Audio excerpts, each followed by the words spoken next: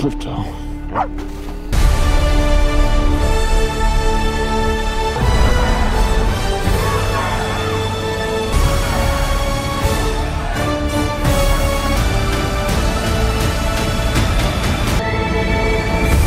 Hello Brovers, yes, ini banyak yang request sih sebenarnya, yaitu ngebahas tentang teaser trailer dari Superman 2025. Dari teasernya aja ini udah cakep banget cuy, dari angle kamera, terus juga dari warnanya atau dari gradingnya itu udah cakep banget. Apalagi theme songnya yang memang theme songnya itu ngambil referensi dari OG-nya Superman, yaitu Christopher Reeve. Tapi ini dibikin lebih instrumen lagi, jadi lebih menggelegar lagi, lebih gede lagi, dan tentunya ini salah satu musik yang kayaknya bakalan gue suka banget deh sampai nanti filmnya rilis ya. Apalagi ini kan tayang di IMAX dan udah pasti gue bakal nonton di IMAX karena ini kayaknya keren banget dan cakep banget, angle kameranya, sinematografinya, tone warnanya, theme songnya itu udah cakep banget asli sumpah. Karena ini adalah Superman yang gue inginkan dari dulu. Jujur aja gue nggak bilang Superman Henry Cavill itu buruk ataupun versi Zack Snyder itu buruk, tidak.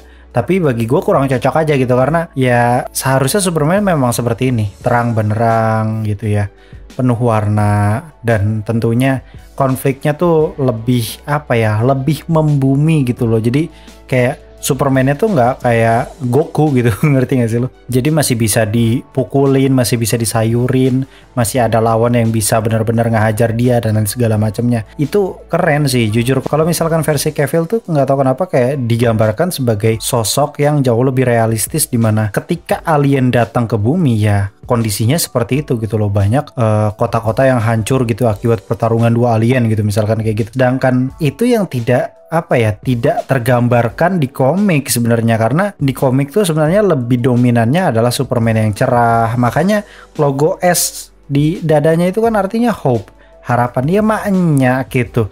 Logonya hope, tone warnanya cerah, masa ia digambarkan sebagai alien destruktif gitu kan, kayak goreng. Tapi jujur gue belum bisa menilai lebih lanjut tentang Superman 2025 ini yang katanya memang tanggal rilisnya itu berdekatan dengan Fantastic Four. Jadi mereka bener-bener head to head nih ya.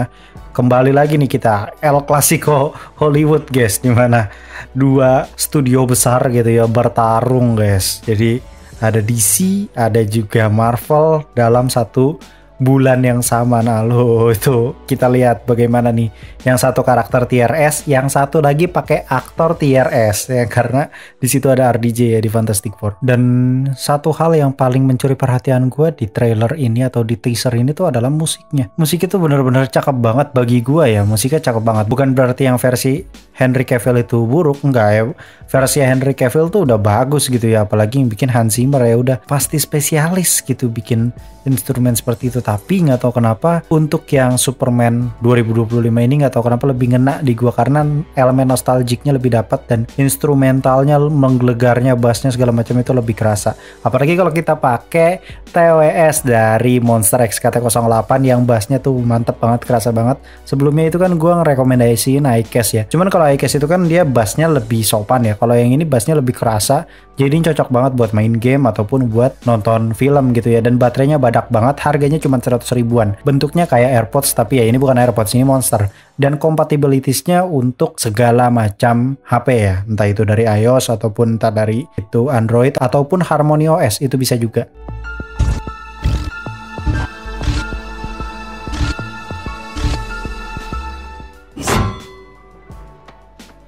Oke, di awal trailer kita bakal diperlihatkan Superman yang mendarat dengan penuh luka di kutub salju ataupun kutub selatan atau kutub utara ya, pokoknya di sekitaran situ lah ya, tempat salju itu yang kayak si Henry Cavill awal-awal dia pakai kostumnya gitu ya. Nah sebenarnya ini kuat diduga dia berada dekat dengan Fortress Solitude, yang dimana Fortress Solitude ini adalah markas rahasianya Superman dalam semesta DC Comics sebenarnya ya.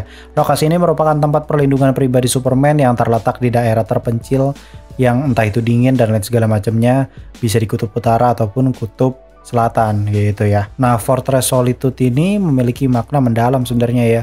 baik sebagai simbol isolasi Superman dari manusia lain maupun tempat untuk merenungkan identitasnya sebagai Kal-El, seorang Kryptonian, dan juga Clark Kent, manusia dari bumi. Dan di sini posenya tuh pose Yamcha gitu ya guys ya. Buat kalian yang nggak tahu, Yamcha pose itu ya cukup ikonik ya, karena merujuk pada adegan dari anime Dragon Ball Z. Itu waktu Yamcha itu kalau nggak salah habis disayurin guys sama Saibaman kalau nggak salah ya. Ini koreksi kalau salah gitu ya, karena udah agak lama itu adegan tersebut.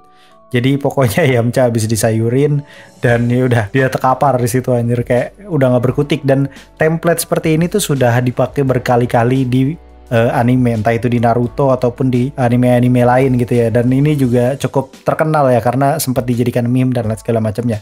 Dan ini ya, ini membuktikan bahwa si James Gunn tuh wibu guys. Di sini juga kita bakal diliatin bahwa kayaknya nih ya, ini bakal berkaitan dengan sosok Ultraman. Ultraman ini bukan Ultraman Tokusatsu ya guys ya, tapi Ultraman versi DC Universe gitu ya, yang dimana sosok Ultraman ini adalah versi jahat dari Superman dari semesta alternatif bernama Earth 3. Jadi buat kalian yang mungkin merasa baru kenal gitu dengan DC Universe gitu ya, sebenarnya DC itu nama Earth-nya, nama Universe-nya itu lebih gampang guys, karena ada Earth 1, Earth 2, Earth 3, jadi kayak ngurut gitu namanya, jadi lebih gampang diingat gitu. Sedangkan kalau versi Marvel Comics itu kan emang agak repot ya. Earth utamanya aja 616, 616 gitu. Jadi kodenya tuh agak repot. Ada 19999, ada 838, ada 616A, ada 616B anjing. Nah, itu gimana tuh cara ngininya? Nah, itulah repotnya Marvel di situ, tapi kelebihan DC di sini gitu. Nah, tapi gue nggak tahu kenapa gue merasa bahwa Ultraman versi yang DCU ini sebenarnya bukan Ultraman yang dari Earth lain kayaknya guys. Ini tuh memang pure Ultraman berada di universe ini gitu loh, universe DCU ini gitu loh. Jadi di sini tuh ada dua manusia super, ada Superman, ada Ultraman gitu. Dan dia memang apa ya, salah satu anggota dan juga pemimpin dari Crime Syndicate yang merupakan kelompok supervillain yang menjadi cerminan terbalik dari Justice League. Jadi kayak Justice League versi Dark, nah itu Crime Syndicate gitu. Nah, di sini Ultraman memiliki kekuatan yang memang mirip dengan Superman, tetapi latar belakangnya memang agak sedikit berbeda. Terus di sini juga James Gunn mengkonfirmasi kalau awal filmnya itu bakal diambil dari pertengahan sehabis pertarungan action gitu. Jadi bisa disimpulkan ini justru kemungkinan besarnya adalah awal dari filmnya nanti yang bakal ditarik ulur mungkin 1 bulan atau 1 hari sebelumnya gitu ya, kayak konsep Deadpool gitu, atau kayak film The Suicide Squad kalau nggak salah kayak gitu juga ya di awal-awal itu ya nggak sih, yang ada satu kelompok ditumbalin si anjing. Nah itu kayak gitu guys. Jadi konsep penceritaannya si James Gunn emang suka menggunakan alur maju mundur. Jadi kalian harus adaptasi dulu ya guys ya. Kita juga kembali diperlihatkan Clark Kent yang emang dibuat seberbeda itu gitu ya cuy, kayak mungkin dari tampilannya dan segala macamnya, dari rambutnya itu bener-bener kalau misalkan kita sekelebatan lewat kita nggak akan sadar kalau Clark Kent itu adalah Superman cuy. Jadi di sini benar-benar dibuat Clark Kent-nya tuh benar-benar nerd, benar-benar aneh, benar-benar culun gitu ya, yang dimana itu akhirnya ngebuat identitas atau alter ego yang lain gitu ya. Jadi dia jadi Clark Kent sama dia jadi Superman itu dua hal yang beda gitu. Walaupun dia tanpa topeng dan segala macam ya, dan menurut gue ini masih make sense sih. Jadi masih masuk di akal lah gitu lah ya. Dan di sini Lois Lane-nya cakep banget, Jo. Gila, nggak ada obat asli. Sumpah ya. Anjir, Lois Lane yang gini itu cakep banget, cu. Sumpah. Dan di sini memang kayaknya digambarkan bahwa Lois Lane ini adalah sosok seniornya Clark ya. Karena setahu gue sebelum-sebelumnya pun juga kayak gitu ya. Lois Lane ini adalah sosok seniornya Clark, dan Clark ini adalah orang baru yang melamar di perusahaan tersebut, yaitu Daily Planet. Balik lagi ke Yamcha pose. Clark di sini akhirnya manggil Krypto guys. Jadi buat kalian yang nggak tahu, di sini tuh ada Krypto. Krypto tuh adalah anjing tapi versi Superman ya, lo pokoknya gitulah.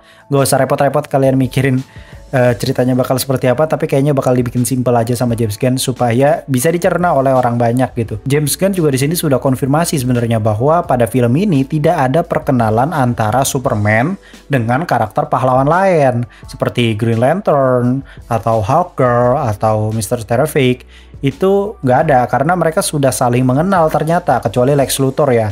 Dan memang ini mengambil cerita Superman sudah beraksi di kota dan menolong orang banyak gitu ya. Kayak modelan Homecoming gitu. Kalau kalian ngelihat template dari plot cerita Spider-Man Homecoming itu mirip banget kayak gini. Cuman bedanya kayaknya kalau si Green Lantern, Hawkgirl, dan juga Mr. Terrific, terus ada Metamorph ya kalau nggak salah.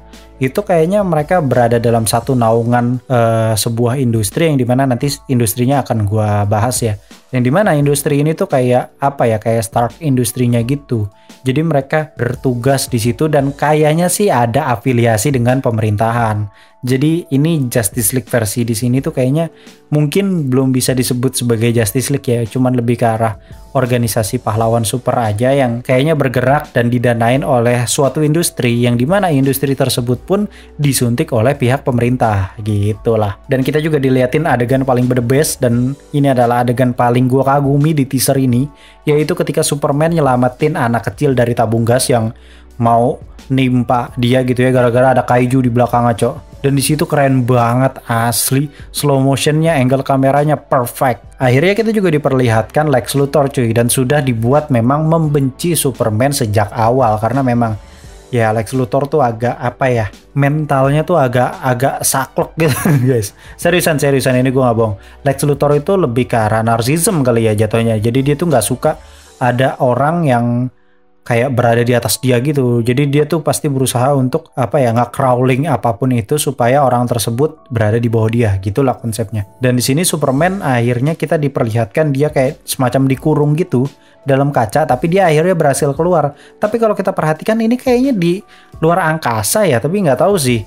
Ini kayak di luar angkasa, terus kalau lu perhatikan, ini kan awalnya si Superman tuh kayak lemes gitu ya. Cuman dia kayak akhirnya entah dapat energi lagi dan lain segala macamnya, dia bisa mukul kaca tersebut gitu ya. Padahal ya dia kan Superman ya nggak sih, kayak mukul kaca pun dia harusnya kuat gitu ya. Cuman kan di sini ada kemungkinan besarnya dia ada efek kryptonite nih, di sini ada kemungkinan besarnya, makanya dia jadi lemah dan dia baru dapat kekuatannya lagi dan baru deh dia bisa mecahin kaca, cabut. Dan kemungkinan besarnya ini bakalan nyambung sama adegan yang dia pose tadi itu tuh, saha ngarana Yam Capos. Nah, eta. Kita juga dilihatin seorang bocil yang mendirikan tiang yang mengibarkan bendera Superman sambil manggil namanya Superman gitu. Anjir dalam hati, terus dia kayak merem gitu. Anjir, cakep banget cu. Gila, ini loh, ini baru Superman anjing. Ini cakep banget bener-bener. Ini benar-benar menggambarkan hope gitu, harapan gitu. Ya sosok Superman memang seharusnya seperti ini, terang benderang, nggak murung gitu kan ya.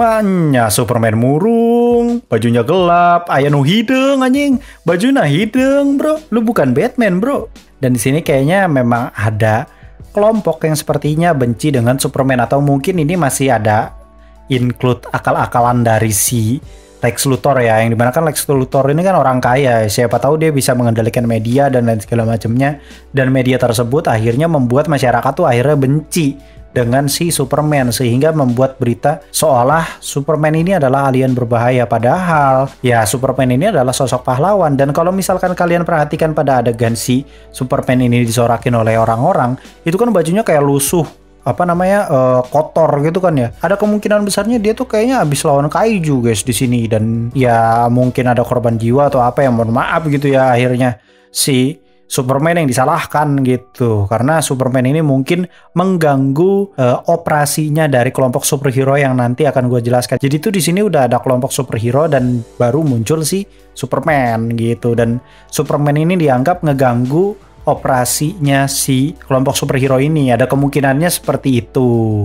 Makanya masyarakat pada kesel. Dan di sini Superman akhirnya diamanin gitu sama pihak kepolisian dan masuk ke gedung dengan bantuan kepolisian juga gitu.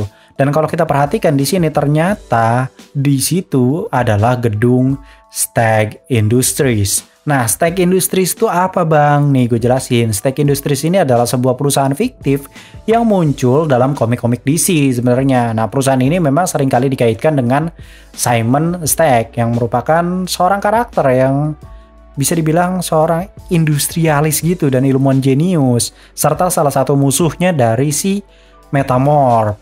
Stark Industries juga seringkali berperan sebagai salah satu entitas bisnis yang besar gitu, yang berhubungan dengan teknologi canggih, eksperimen ilmiah, dan kadang kegiatan yang tidak etis atau ilegal dalam dunia DC. Jadi sebenarnya ini tuh Stark Industries adalah versi evil-nya dari Stark Industries. Ya kalau misalkan kalian merasa ini adalah copy paste dari Stark Industries, ya nggak tahu ya. Sebenarnya memang kalau dilihat dari track recordnya, ya sudah lebih dulu Stark Industries yang diciptakan gitu ya sama Marvel, baru ada Stark Industries ini di komik gitu ya. Tapi ya nggak masalah sih bagi gua, karena kan kalau Stark Industries baik gitu, sedangkan Stark Industries ini tuh lebih ke arah perusahaan brengsek kayak Oscorp, tapi dia namanya mirip kayak Stark Industries, ya mirip-mirip gitulah. Kemudian di sini Superman kedatangan Guy Gardner, terus juga ada Mr. Terrific, terus ada juga Hawkgirl. Yang kita jelasin satu-satu dulu nih ya. Guy Gardner ini adalah salah satu karakter yang terkenal sebenarnya sebagai Green Lantern atau anggota Green Lantern Corps dalam komik DC.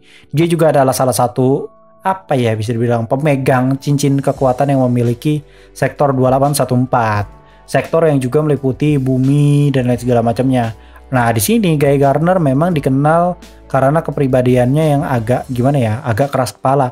Makanya kalau di sini kalian lihat gitu ya, watak dari si Guy Gardner pun udah kelihatan kalau dia tuh memang memang barbar gitu ya, walaupun dia arogan, sombong dan segala macamnya, tapi dia pahlawan gitu, dia orang baik sebenarnya, cuman sifatnya aja nyebelin gitu. Dan dia pertama kali debut kalau nggak salah di Green Lantern tahun 68. Gua nggak tahu isu berapa, nggak tahu bulannya apa ya, pokoknya lu cari tahu sendiri, intinya dia muncul di Green Lantern tahun 68 lah, karena gue ini tanpa skrip guys, jadi gue cuma poin-poinnya doang. Lanjut ke Mr. Terrific. Nah, setahu gue Mr. Terrific ini sebenarnya udah muncul di CW, jadi gue nggak terlalu perlu menjelaskan kalian Mr. Terrific ini siapa, kalian tonton versi CW aja. Cuman bedanya di sini kan ini versi mereka sendiri gitu ya, yang dimana menjadi salah satu orang yang memang cukup cerdas gitu ya di bidangnya, keterampilan teknisnya dan segala macamnya itu cukup mantap gitu ya. Dan tentunya karena kemampuan intelektualnya ini tinggi gitu ya, jadi ya dia dibutuhkan gitu dalam tim ini gitu. Dan tentunya ini bakal jadi makin lengkap lagi gitu ya. Ada Guy Gardner yang kemungkinan besarnya, nggak tahu kenapa di sini Guy Gardner kayaknya bakal jadi pemimpin deh. Jadi dia tuh sebagai sosok leadernya di kelompok superhero ini gitu cuy. Terus ada Mr. Terrific si paling pinter. Terus ada satu lagi tuh kalau nggak salah Hawkgirl. Ya Hawkgirl nggak usah gue jelasin ya, dia versi cewek dari Hawkman, simpelnya gitu. Yang dimana Hawkgirl ini kan jatuhnya kayak ya bisa dua-duanya lah, maksudnya bisa jadi yang pintar, bisa juga yang jadi kuat gitu kan ya. Dan satu lagi ada tukang pukul yang kayaknya bakal berusaha mereka rekrut, yaitu Superman. Kalau kita perhatiin di sini sebenarnya Guy Gardner itu berusaha untuk nahan para haters gitu ya, kayak mungkin pakai kemampuan cincinnya gitu untuk ngeburemin kacanya supaya mereka bisa ngobrol lebih private gitu mungkin. Dan di sini juga memang ada pertarungan antara Superman dengan Kaiju, dan ada kemungkinan besarnya itulah penyebab Superman digeruduk massa gitu ya, diomelin sama masyarakat gara-gara mungkin Superman ini bisa dibilang tindakannya sembrono, karena mungkin dia baru awal-awal menjadi sosok pahlawan super gitu. Jadi banyak gedung-gedung yang hancur dan segala macamnya gitulah kurang lebih. Kita juga diperlihatkan Lois Lane yang dimana dia itu akhirnya mengetahui sosok Clark adalah Superman. Yang kalau kita perhatikan di sini ini tuh mirip kayak first look yang pernah diberikan oleh James Gunn ya. Dan di sini Lois Lane tuh bercumui guys, tapi kayaknya ini di rumah Clark ya. Ya nggak tahu sih ini di mana, entah itu mungkin di kosan apa segala macam, kita kan nggak tahu. Tapi intinya Lois Lane di sini bercumui tapi dengan Clarknya, dalam wujud Clark bukan dalam wujud Superman. Dan setelah itu baru ada adegan di mana Lois Lane itu bercumui sambil terbang bro, gelo. Ayo orang fetis. Terus kalau kita perhatiin isi trailer tuh kayak pakai style klasik gitu cuy fontnya. Kayak film Christopher Reeve yang zaman tahun berapa tuh? Lupa gue gue belum lahir anjir tahun segitu, gila. Tahun 78 kalau nggak salah. Gue nonton itu di tahun 2000-an kalau nggak salah baru nonton tuh. Dan di sini kita diliatin nama dari perusahaan Lex Luthor yaitu Luthor Corp, yang sebenarnya ini kemungkinan besarnya masih jadi PT keluarga gitu ya. Terus nanti bakal jadi nama Lex Luthor Corp gitu ya, atau mungkin Lex Corp gitu. Yang dimana itu nanti bakal dipindah tangankan ke tangannya si Lex Luthor gitu. Terus di sini juga kalau kita perhatiin Lex itu kan pakai pakai revolver pakai tembakan pistol gitu loh ya. Yang dimana kalau lu perhatiin, gue bukan salvok sama senapannya gitu, bukan salvok sama pistolnya, tapi sama cincinnya. Yang kuat diduga ini cincinnya takutnya ada batu kryptonite gitu, mungkin dia cuman setitik gitu batu kryptonite-nya dan lain segala macamnya, kita kan nggak tahu karena sejauh ini gitu ya. Kayaknya ini pertama kalinya dia Lex Luthor itu pakai cincin, terus ya nggak sih, kayak sengaja gitu angle kameranya ngasih tahu bahwa Lex Luthor ini tuh pakai cincin gitu ya. Yang dimana memang kalau mengacu pada komik, memang ada cerita di mana Lex Luthor itu punya cincin dan cincinnya itu ada batu kryptonite-nya, guys. Dan itulah alasan mengapa Superman berhasil ditangkap di tabung kaca mungkin. Karena ada kryptonite-nya gitu, dan itu akhirnya ngebuat dia lemah gitu. Dan mungkin ini terjadi sebelum akhirnya Yamcha Pose itu ya. Disayurin anjing sampai Yamcha Pose. Kita juga diliatin Hawkgirl yang juga bantuin si Superman lawan si Kaiju, guys. Banyak yang berteori sebenarnya ini tuh nanti bakal ada secret villain katanya, yaitu Brainiac. Kalian yang fans DC coba deh kasih tahu Brainiac tuh motifnya seperti apa, karena jujur di sini gue tidak pakai skrip, jadi ya gue memutar otak aja nginget-nginget gitu ya Brainiac itu siapa, dan akhirnya gue tahu bahwa ini tuh kalau nggak salah merupakan salah satu karakter yang bisa ngesummon sebuah monster yang memang monsternya tuh kayak dia tuh punya teknologi yang dimana teknologi tersebut tuh bisa ngecilin sesuatu gitu. Dan memang Brainiac itu dia kayak suka bukan ngekoleksi ya, apa ya jatuhnya ya. Pokoknya dia naro koleksi ya jatuhnya, koleksinya itu tuh di dalam sebuah tabung kaca, dan itu mirip banget sama kayak si Superman yang dikurung di dalam kaca. Jadi ada kemungkinan besarnya jangan-jangan nih ada Brainiac juga nih di sini, cuy. Dan sesuai judulnya juga ya, di sini kan judulnya Gods and Monsters ya. Jadi ya ini monster gitu ya, kaiju gitu. Kita juga diliatin Metamorph yang merupakan sosok hero juga. Dia juga nanti bakal terkait gitu ya cuy dengan perusahaan dari Stark Industries ini. Yang tentunya perusahaan Stark Industries ini memang menjadi musuhnya si Metamorph ini, guys. Ya gue jujur nggak terlalu tahu tentang Metamorph, yang fans DC silahkan komen. Gue fans DC juga tapi gue tidak senyelam itulah. Gue belum nyelam sedalam itu. Dan ini dia pertarungan yang cukup epic sih menurut gue antara Superman dengan Ultraman, guys. Ya gue ingetin sekali lagi ini Ultraman versi DC, bukan Ultraman versi Tokusatsu ya. Kita juga diperlihatkan Mr. Terrific yang melindungi seorang wanita yang kuat diduga adalah Lois Lane dari perangkap pasukan militer asing, yang kuat diduga memang ada kaitannya dengan Ultraman, Brainiac, ataupun tentunya Lex Luthor. Karena kalau kita perhatikan sebenarnya secara detail, ternyata di situ para militer Amerika pun tidak ikut bertindak atau nggak ikutan nembak, yang berarti militer AS pun sepertinya tidak bisa berkutik dengan pasukan misterius ini, yang tembakannya laser gitu. Jadi ya mual mungkin gitu pemerintah AS punya pasukan tembakan laser. Kuat diduga ini tuh sebenarnya Lexbot, guys, yang dimana merupakan pasukan robot militer milik Lex Luthor. Kita juga diliatin sosok Superman yang kayak menemukan apa ya, semacam robot gitu di kutub utara ataupun kutub selatan dekat tempat markasnya itu ya, guys ya.